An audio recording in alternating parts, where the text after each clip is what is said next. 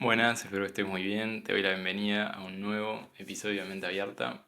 Mi nombre es Jerónimo y el día de hoy, vengo con un episodio un poco más, quizás más breve, más conciso, sobre un tema que vengo repitiendo quizás hace varios episodios, pero quería como dedicarle su episodio, seguramente habrá más también, sobre este tema de cómo sanar de alguna manera lo que repetimos una y otra vez, ¿no?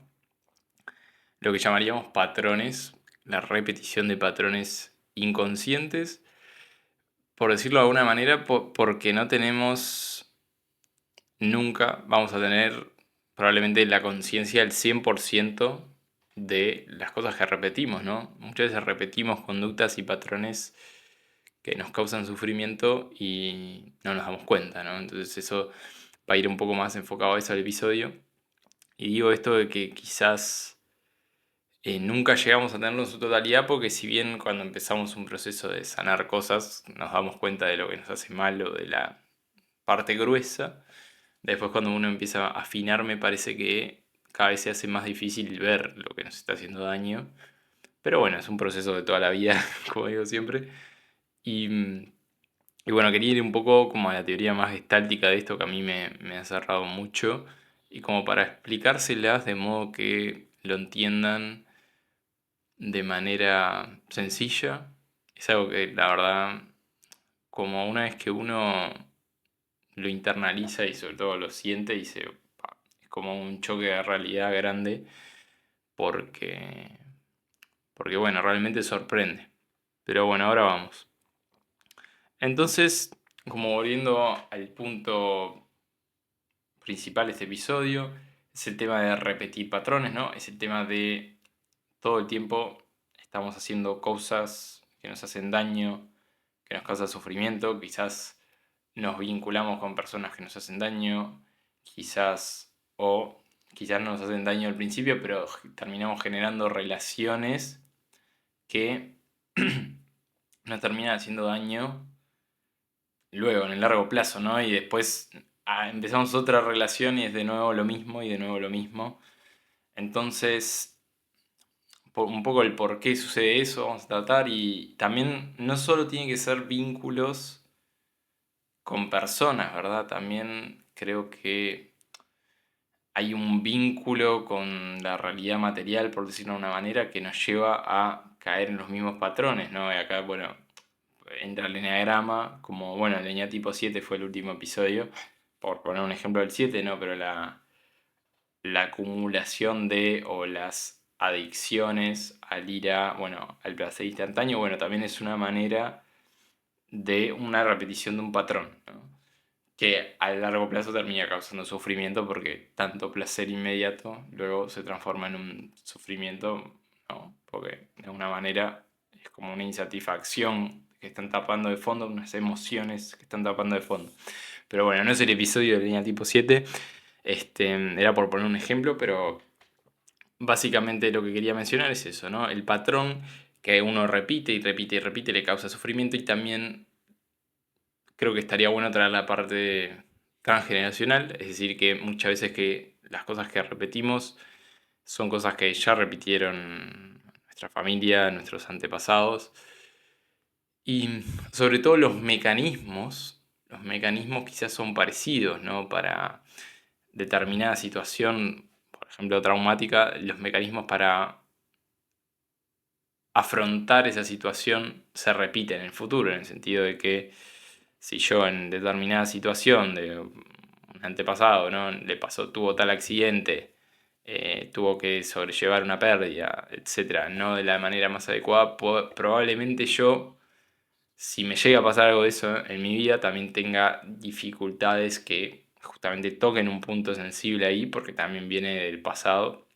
Bueno, cada vez se está estudiando más, o sea, ya ni hablar del lado espiritual, ¿no? Que a veces lo dejo un poco de lado para llegar a todo el mundo, ¿no? Pero espiritualmente sabemos que también hay un tema eh, de linaje, por decirlo de una manera, o sea, algo que también venimos a aprender de nuestra familia, de nuestros antepasados, pero sacando ese tema, Ya también científicamente se está probando, ¿no? Todo el tema de cómo almacena el cuerpo y la genética todo lo que viene de nuestros antepasados, cómo las situaciones traumáticas generan cambios en el ADN, podemos decir de alguna manera, o sea, y nos moldean a nosotros, claro, con un instinto de supervivencia. O sea, si me pasa lo mismo, ¿cómo lo voy a afrontar de una manera similar a lo anterior y me va a causar esa misma respuesta o sufrimiento anterior? Porque es algo que está configurado en nuestra genética. Pero bueno, sin entrar como muy a fondo con el tema de las otras generaciones, porque bueno, muchas veces tampoco es que, a veces sí nos pasa que de repente estamos trabajando en una cosa que queremos sanar y nos llega la información de, uy, mira, justo lo que estás trabajando es algo que le pasó a tu abuela o tu tatarabuela. Bueno, eh, pero muchas veces no, y a veces no tenemos el origen. Pero bueno, un poco, un poco eso quería mencionar. También esto de que repetimos un patrón por la rigidización emocional. Yo creo que ese es el primer punto a tener en cuenta, porque si nosotros no fuéramos tan rígidos emocionalmente y nos permitiéramos sentir las emociones que transitamos en cada momento, tendríamos mucha libertad. ¿Qué quiere decir? Que cuando yo me permito sentir la emoción, no hay ninguna cosa que esté trabando, digamos, ¿no? O sea, si yo, ante tal situación que me genera mucho miedo, me permito sentir ese miedo y largarlo afuera, de los modos que sean, pero modos que realmente decir, bueno, estoy sacándome este miedo, estoy sintiendo este miedo, estoy sintiendo el terror, mi cuerpo tiembla. Si yo me permito sentir eso, quizás también venga asociado a algo, me llegue la información bueno, de qué imagen me evoca ese miedo, que corresponde a una situación, en este caso presente, pero que todas las emociones que están rigidizadas, de cierto modo, corresponden al pasado, ¿verdad? Que eso es un poco este punto que quería traer de la rigidización. Cuando yo me rigidizo emocionalmente, que lo hacemos naturalmente en la infancia, o sea, esto porque todavía no hay la educación emocional suficiente, lo que nos pasa es que, claro, llega un punto en el cual reprimimos emociones para sobrevivir. Esto, como que ya lo expliqué muy a fondo en el episodio de represión emocional, ¿no? Pero reprimimos toda una serie de emociones. Y claro, esas serie de emociones que reprimimos quedan en ese niño con que tenía una conciencia mucho más lúcida, podemos decir, mucho más cerca de su esencia. Y claro, cuando vemos que esos lo reprimimos y empezamos a caminar, digamos, por la vida adulta o más grande, vemos que esa serie de emociones guardan una intensidad grande en nuestro interior porque de alguna manera están haciendo fuerza para salir. O sea, se vivieron con tal intensidad cuando éramos niños que ahora de adultos, cada situación que roce o que tenga un toque, que tenga algo que ver con esa situación pasada de niños, claro, toda esa serie de emociones nos tocan y nos desbordan porque, bueno, claro, quedaron reprimidas de esa situación pasada.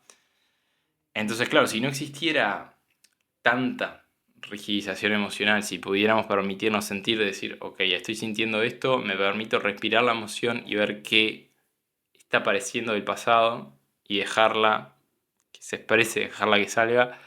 Bueno, quizás ahí tenemos un poco más de libertad en el presente, en el sentido que la situación que yo voy a enfrentar en el presente que me genera X emociones, quizás no me la genera con intensidad, con tanta intensidad, ¿verdad? Porque ya me permití sentir esas emociones que en realidad vienen del pasado y que me están estancando en el momento presente.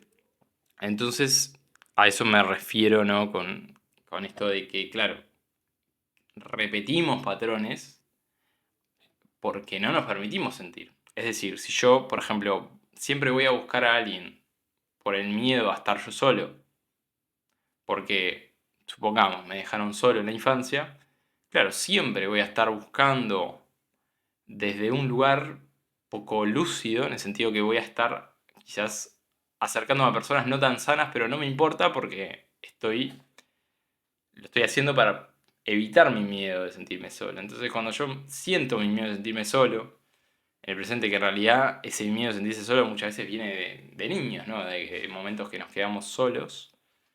Bueno, quizás si yo me permito sentir ese miedo, ¿no? De que me dejaron solo de niño, quizás no tenga tanta dificultad para justamente estarme aferrando a personas que quizás no me brindan nada positivo, por decirlo de alguna manera, pero lo estoy haciendo por evitar sentir ese miedo.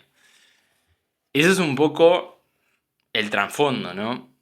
Acá también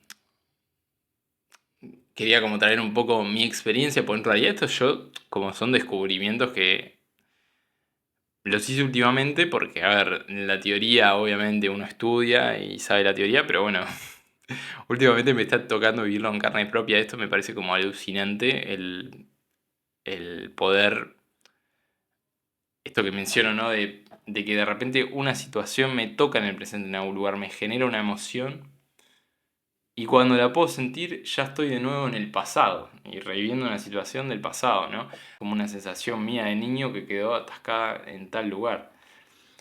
Y el que te venga esa imagen o el que te venga eso, quizás no es tan fácil, pero con la práctica y con, bueno, cada vez que yo siento algo que me está tocando acá, el respirarlo en el momento, en el estar con eso, sobre todo el anotar, que lo he mencionado muchas veces, a mí me hizo mucho bien. El anotar lo que estoy sintiendo en ese momento, lo que me está tocando, generalmente cuando estoy en ese proceso van apareciendo cosas. Y van saliendo cosas y de repente uno está respirando y de repente sale una imagen o una situación que vivió hace infinitos años, ¿verdad?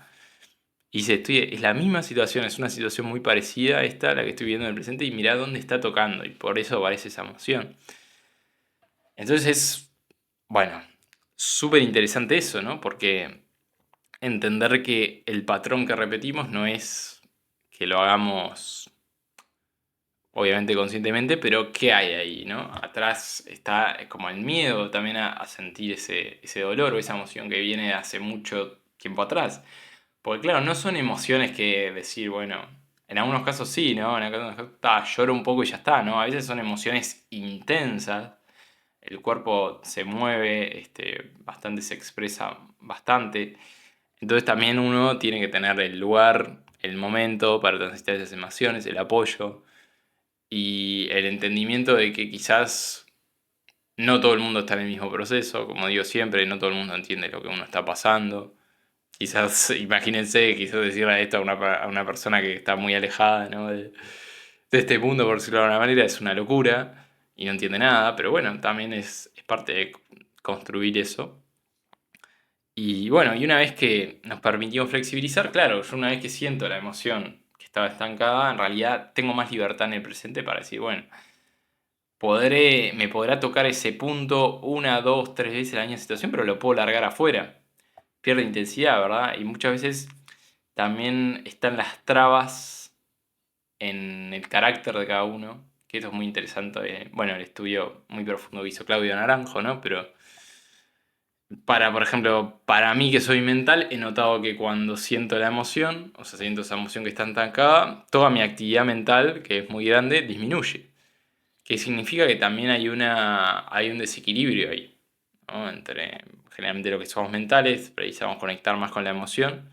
Entonces, claro, cuando uno va equilibrando eso, se siente más equilibrado, porque no está pensando tanto, no le genera tanta ansiedad o tanta actividad mental algo, ¿no? Sino que si se lo permite sentir, ve que como la actividad mental calma, por poner un ejemplo.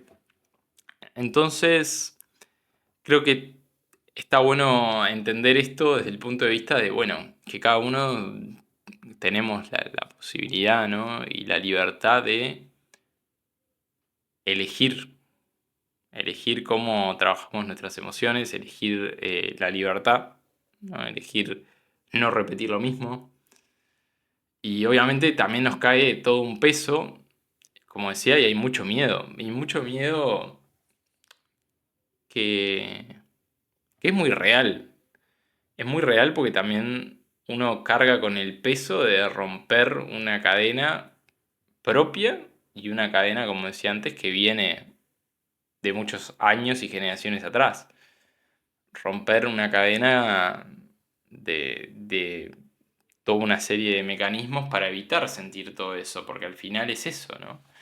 Cuando nos reprimen en la infancia de una manera, es evito sentir todo eso y sigo. Pero claro, ¿a qué costo? Y antes no había la conciencia que hay hoy sobre eso. Entonces, claro, romper con eso también provoca como un dolor muy grande, ¿verdad? Pero, pero bueno, ese es como el camino, podríamos decir, o uno de los caminos a romper los patrones, ¿no? A romper que siempre me pase lo mismo. Si siempre me pasa lo mismo, tengo que sumergirme. Y una parte clave de todo esto es, bueno, sentir corporalmente y darle una salida diferente de manera corporal a esa situación que quedó estancada. Y es un poco también volviendo como más a teorías psicológicas, ¿no? Lo que planteó Freud, de cierta manera, cuando accedía al inconsciente de las personas, es eso, un poco lo que hacemos con la respiración. Cómo podemos sacar una situación que está haciendo peso en nuestro inconsciente y expresarla, mencionarla, reconocerla y hacerla consciente. Y sentir lo que haya que sentir de manera consciente, ese dolor o lo que fuera, y darle una salida alternativa a esa situación estancada. Y bueno, de esa manera, si uno realmente me parece que trabaja en eso y hace conciencia de eso y emplea la respiración y la meditación, bueno, creo que, no sé, les diré después, pero yo creo que me ha llevado, más bien que me ha llevado, no, creo que me está llevando a un lugar mejor. Después diré, les contaré en un tiempo cómo me ha ido. Pero, pero bueno, es un poco el camino a seguir. Y también para ir cerrando me gustaría recalcar esto de la función de las emociones. Porque muchas veces las tendemos a ver como algo estrictamente molesto o negativo, ¿verdad? Y mismo todo lo que quedó mencionado, todo lo que quedó estancado, ¿no? En la infancia. Y las emociones tienen la función, y lo que he aprendido en el último tiempo, sin duda, es que tienen la función de cuidarnos, de protegernos. Entonces es un mensaje de decir, estoy sintiendo esto en este momento, porque de alguna manera hay algo en mí que quiere que sienta esto, para liberarme o para cuidarme o para lo que sea, pero permitir que esté. Entonces creo que tenemos que aprender, por ejemplo, a primero distinguir las emociones que hay, ¿no? Tenemos las emociones básicas que me gustaría mencionarlas a la pasada nomás, porque no voy a profundizar hoy, pero la alegría, ¿no? Esta que cumple su función también social, ¿no? Del contacto con los demás, la tristeza, a modo de introspección, de estar conmigo, de cuidarme a mí, el miedo, que justamente viene a protegernos de ciertas situaciones o que a hacernos un llamado de atención para que tengamos cuidado en ciertas situaciones, ciertas cosas. La sorpresa, bueno, eso es como la manera de la novedad, ¿no? De darnos cuenta de la novedad, de lo nuevo, de lo que nos llama la atención. El enojo, de manera también de poder protegernos, de poner límites a nosotros, a los demás. Y el asco, que tiene la función también de protegernos de lo que nos genera asco, ¿no? De que nos genera repugnancia, por decirlo, a nuestro cuerpo. Entonces cada una tiene su función, por decirlo de alguna manera, pero claro, está el tema de cómo nos lo tomamos. O sea, si viene la tristeza y yo digo, no, no quiero sentir esto, y creo que no tiene ninguna función para mí, chao. Estoy como negándome una parte mía me pide, sentí esto que precisa, tu cuerpo precisa para que estés bien, y yo, chao, no me gusta sentir tristeza, no te quiero, chao. Y en realidad, creo que al final, como uno se va dando cuenta que tienen un fin, ¿no? O sea, aparecen justamente y también en la infancia tuvieron el fin ese de protegernos, pero no lo pudimos sentir, ¿no? Porque también estamos como muy sensibilizados en la infancia y le pusimos una traba a eso. Y hay cosas que nos dolieron que nos van a doler mil veces más de niños que de adultos, que podemos volver a sentir esas emociones y irlas de a poco liberando y decir, ok, estoy bien. Me puedo proteger yo en el mundo también, puedo ser libre en el mundo, ya no estoy a cargo de otras personas, ¿no? Ya puedo elegir qué es lo que yo quiero. Entonces, bueno, ese es un poco, también lo quería mencionar. Bueno, después tenemos las más complejas, ¿no? Como la vergüenza, como la culpa, que son a veces mezcla de las emociones más básicas. Pero de nuevo lo mismo, ¿no? ¿Dónde está esa vergüenza en el cuerpo? ¿A qué situación remite? Permitir que esté, permitir que me toca en el presente. Es como la manera de, bueno, de a poquito me voy liberando de esas emociones que quedaron estancadas. Y bueno, y me actualizo y en el presente puedo, cada vez que siento una emoción, expresarla, canalizarla de un modo saludable. Y bueno, y es una vida mucho más atenta a mis propias necesidades, ¿no? Que al final es lo que cuenta, ¿no? Porque mi cuerpo sabe mucho más, mis emociones saben mucho más que yo. Si esto me pone triste, bueno, lo permito, porque esa tristeza sabe más que yo. ¿Cómo voy a pensar que yo sé más que por qué siento esa tristeza? No, la tristeza apareció, bueno, permitirla que esté, qué es lo que está doliendo, qué es lo que está tocando, o qué es lo que está, bueno, permitir, ¿no? Y bueno, nada, siempre hago hincapié en eso, me parece muy importante. Y para cerrar, un poema de Rumi, que me parece genial para cerrar este episodio, de la casa de huéspedes, dice así: el ser humano es una casa de huéspedes, cada día una nueva visita, una alegría, una tristeza, una decepción, una mezquindad. Cierta conciencia momentánea llega como un visitante inesperado. Dale la bienvenida y acógelos a todos, incluso si son una multitud de lamentos que desvalija violentamente tu casa. Aún así, trata a cada huésped honorablemente, pues puede estar creándote espacio para un nuevo deleite. Al pensamiento oscuro, a la vergüenza, a la malicia, recíbelos en tu puerta con una sonrisa e invítalos a entrar.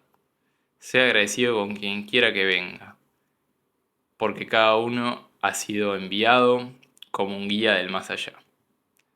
Rumi, fan de Rumi yo, ya saben, pero bueno, nada más que aclarar, ¿no?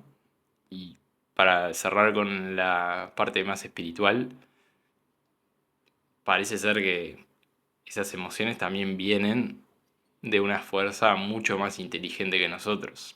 Por eso también rechazamos porque tenemos miedo a perder el control, ¿no? Pero muchas veces se despiertan cosas que notamos de realmente que se nos está moviendo algo profundo, ¿no? Dentro, que nos estamos sintiendo también más conectados a algo superior que nos está pidiendo eso.